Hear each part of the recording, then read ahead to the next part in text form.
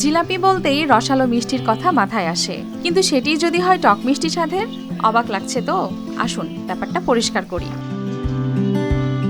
রমজানের বিকেলে ইফতারের আগ মুহূর্তে জেলা স্কুল মোড়ে দেখা যায় এক লম্বা লাইন, কারণ কিনতে হবে সেই টক মিষ্টি জিলাপি। ঘিয়ে ভাজা খাস্তার রিং যখন দাঁতে লাগে, প্রথমে মচমচে আওয়াজের সাথে জিভে ছড়িয়ে পড়ে তেঁতুলের হালকা টক ঝাঁঝ, আর তারপরেই আসে চিনির শিরার মিষ্টতা। এই দুয়ে মিলেই হয় স্বাদের ম্যাজিক। ময়মনসিংহ নগরীর জেলা স্কুল মোড়ে হোটেল মেহেরবানে প্রায় ৩০ বছরের বেশি সময় ধরে জাকির হোসেন তৈরি করছেন ভিন্ন স্বাদের জিলাপি। আতপ চালের গুঁড়া, অল্প ময়দা, মাসকলাই ডালের গুঁড়া ও তেঁতুল মেশানো পানিতে খামির বানিয়ে একদিন ভিজিয়ে রেখে পরে তাতে হাতের পাক ঘুরিয়ে ২ দফা তেলে ভেজে ঘি মেশানো চিনির শিরায় ডুবানো হয়, আর তাতেই তৈরি হয় সুস্বাদু এ টক মিষ্টি জিলাপি।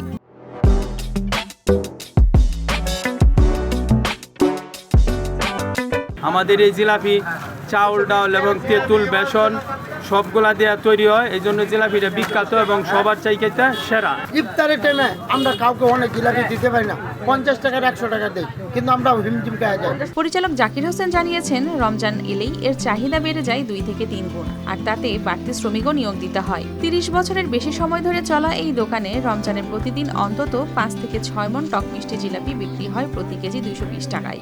দাম নিয়ে ক্রেতাদের তেমন অভিযোগ না থাকায় অনেকেই ইফতারের তালিকায় এটিকে রাখেন সবার ওপরে।